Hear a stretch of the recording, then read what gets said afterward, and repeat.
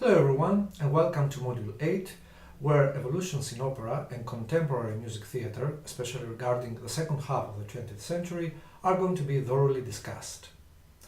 Pierre Boulez's famous aphoristic statement about opera and its institutionalized character bound to old music and old values came from 1967.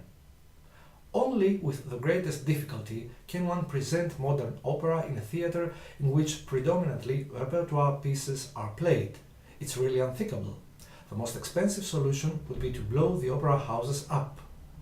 But don't you think that would be the most elegant? Or one can play the usual repertoire in an existing opera houses, Mozart, Verdi, Wagner, up to about Berg. For new operas, experimental stages absolutely need to be incorporated.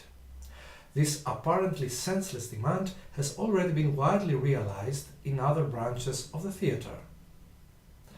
The 20th century was undoubtedly receptive to new forms of musical theatre as alternatives to traditional opera, some of them as early introduced as Stravinsky's L'Histoire des Soldats or Schoenberg's Pierrot Lunaire, both from the 1910s, and later on in works of diverse composers like Satie, Weill, Hindemith or Parch. However, purely new types of composite art forms, combining elements of music and drama in equal and innovative terms, were unveiled after the 1950s. In the meantime, traditional opera continued to attract modernist composers either through exploitation of new media and technologies, unconventional perspectives of dramatic presentation, or under a more detached, even parodistic manner. The most prominent example of a composer retaining the traditional values of opera into the 20th century is Benjamin Britten, however, through a delicate balance between private and public communication and the tension between art as self-expression and art as moral resolution. Britten's operas explore and articulate the inherent ambiguity and latent sexuality of music and illustrate the composer's search for a public voice which would embody, communicate and perhaps resolve his private beliefs and anxieties. Highly productive, Britten contributed 16 works for the operatic stage, 10 more than Michael Tippett, showing British composers' preoccupation with music theatre, along with Peter Maxwell Davies and Harrison Birtwistle, to be later discussed upon. Hans Werner Henze, an example of a German artist who rhapsodizes the Mediterranean, are the words of Paul Griffiths. The most prolific and most performed opera composer after Britten, Henze, who came forth from the Darmstadt school cycle and then rejected it, expresses a sensuous, nostalgic style evoking varied gestures such as symphonic expressionism, baroque quotations, historicism, politics and otherness. His opera The Bassarides from 1965, reworking of Euripides' Bacche to El Libretto by Oden and Kallmann, reveals such elements through the conflict between human rationality and emotional control, represented by the king of Thebes Pentheus, and unbridled human passion, represented by the god Dionysus. Things moved further with another German composer, Bernd Alois Zimmermann, and his groundbreaking opera Die Soldaten, also from 1965, employing tape, slides, films, and multi-level staging of a great number of instrumental and vocal performers.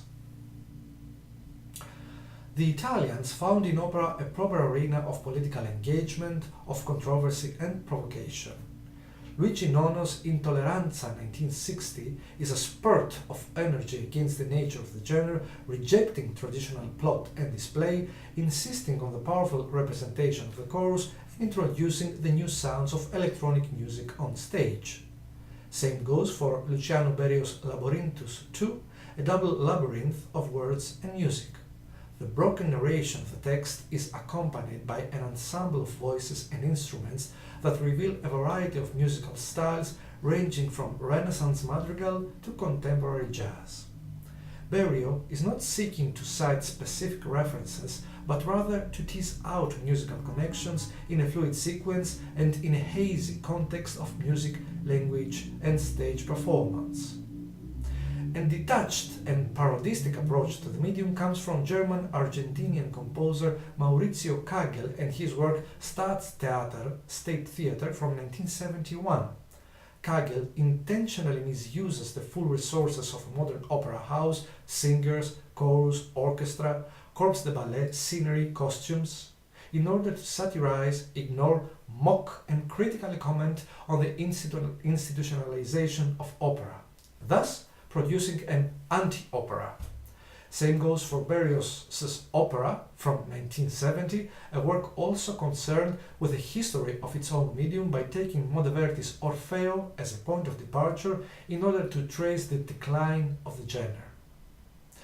György Ligeti also seemed to experience some discomfort with the genre when he declared in the early 1970s that I will not compose a traditional opera.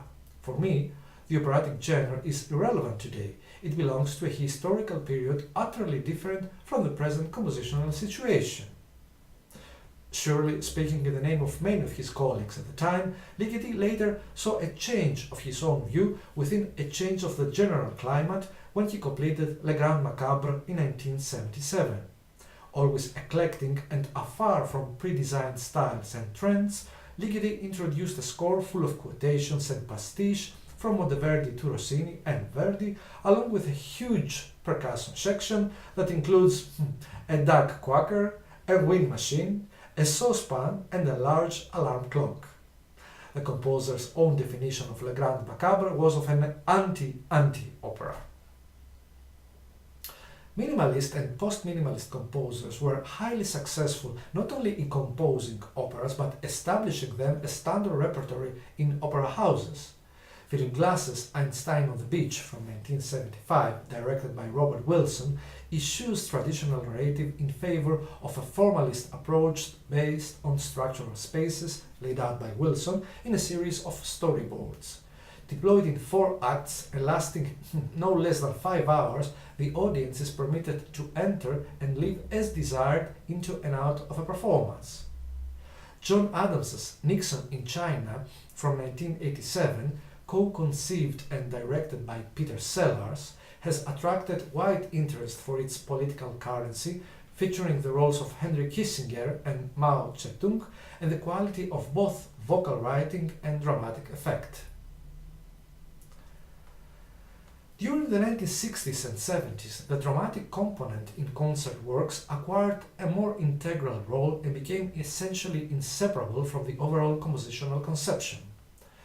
The English composer Peter Maxwell Davies wrote a series of such works where theatrical and concert elements shape a roughly equal balance. His 8 Songs for a Mad King from 1969 for male voice and 6 instrumentalists is both a song cycle of texts dealing with the madness of King George III of England, who unsuccessfully tried to teach his birds to sing, and a highly stylized dramatic presentation of the events depicted in the texts. The singer-actor appears in costume as the king, while 4 of the instrumentalists assume the role of the king's birds and appear on stage also in costumes and positioned in large cages. Dramatic events occur continuously, as, for example, at a critical point where the king smashes the violinist's instrument. Maxwell Davies's friend and colleague Harrison Birtwistle also approached experimental perspectives of music theatre. In Punch and Judy from 1966, Birtwistle explores the world of the old puppet shows, presenting a gallery of characters who are part clone, part monster, all of them puppet-like in their abrupt and grotesque behavior. Bow Down from 1977 is conceived as an improvised music theatre for 5 actors and 4 musicians and was developed as a collaborative work. Composer, poet, director, actors and musicians worked together, and the final score was not put together until after the first performance. From 1967, Birtwistle and Maxwell Davies, who both come from the so-called Manchester School, were closely associated with the chamber music ensemble the Pierrot Players, dedicated to contemporary music and to the performance of new music theatre works. preferably their own. However, from the 1980s, Birtwistle proceeded to much large-scale operatic media with The Mask of Orpheus from 1986 and The Minotaur, very recent, from 2008, which were premiered by traditional organizations such as the English National Opera and the Royal Opera House at Covent Garden, respectively. Mauricio Kagel definitely holds a prominent position in experimental music theatre with compositional contributions that are especially concerned with handling musical performance as a dramatic event. In Match, from 1964, there are 3 instrumentalists, 2 cellists and a percussionist. The work is structured like a contest where the cellists are the competitors and the percussionist is the referee. Each cellist is trying to outdo the other, while the percussionist interrupts them by offering various rulings which the cellists occasionally ignore. In Sur Scène, from 1960, which is subtitled as Theatrical Chamber Music Work, Kagel employs a speaker, a singer, a mime and 3 instrumentalists with elaborate stage directions, but little actual music to play apart from some general instructions. All participants are actually actors who assume their roles within a stylized abstract chamber performance for which there is no actual chamber music. Karlheinz Stockhausen was also active in the medium of stage performance since, after 1971, almost all of his works were representational dramas. In Trance, a string orchestra is seated in close rows behind a magenta-lit gauze, solemnly unfolding a sequence of still, dense harmonies, while from further back come the amplified, indistinct sounds of wind and percussion groups. Their crashes are responded by the string orchestra in a theatrical dialogue. In Sternklang, Star Sound, from 1971, a 3-hour open-air ritualistic event scored for 5 separate ensembles of 5 performers, each positioned around a central percussionist, afar so as to form the 5 angles of a star, interact with one another. The percussionist acts as a signalman who coordinates the ensembles. Such a dramatic or ritualistic occurrence in a musical conception brings out novel forms after the merging of music with drama, or vice versa. Berio conceived Recital 1 from 1972 as a 30-minute monodrama for soprano and chamber ensemble where the main character is the singer herself and the dramatic content is itself a vocal recital. Originally written for Kathy Berberian, this piece is a combination of a musical composition, of the instances of its presentation, and also of the disintegration of the character who performs it.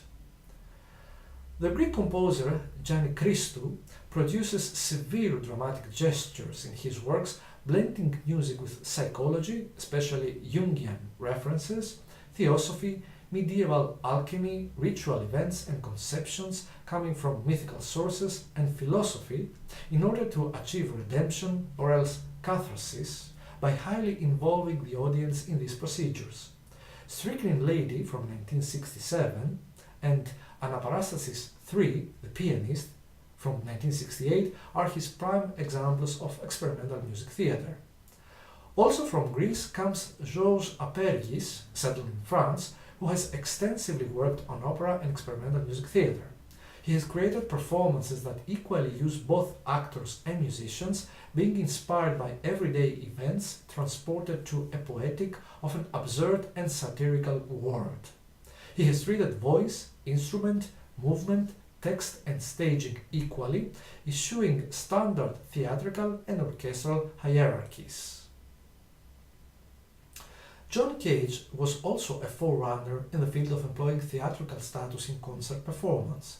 His 4-minute and 33 seconds piece, confronting the audience with a performance still and silent, is nothing if theatrical.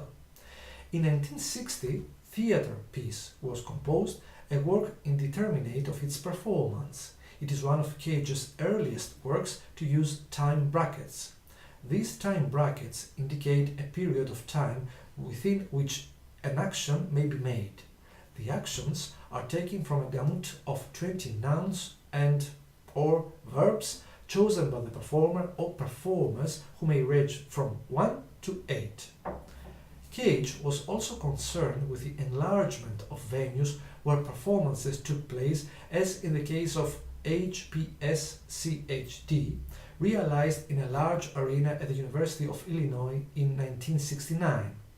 The title comes from a 6-letter computerized version of the word harpsichord, since the performance included 7 harpsichordists, several additional live performances, 51 tapes, multiple film, slide and light shows, and several thousand listener spectators who moved about freely during a 5-hour presentation.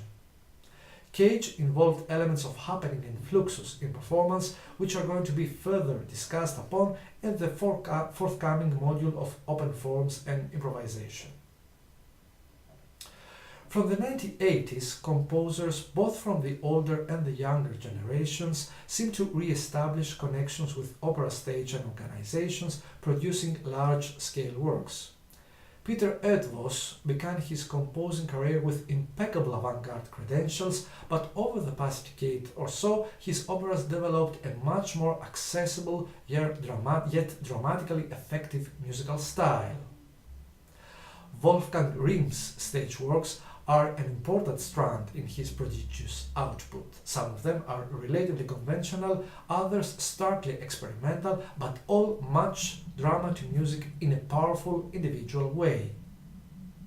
The Finnish composer Kaija Saariaho's shift of emphasis from texture and harmony towards a more melodic style coincided with her first opera, and that trend has continued in her subsequent stage works, all of which centralize on a single female protagonist.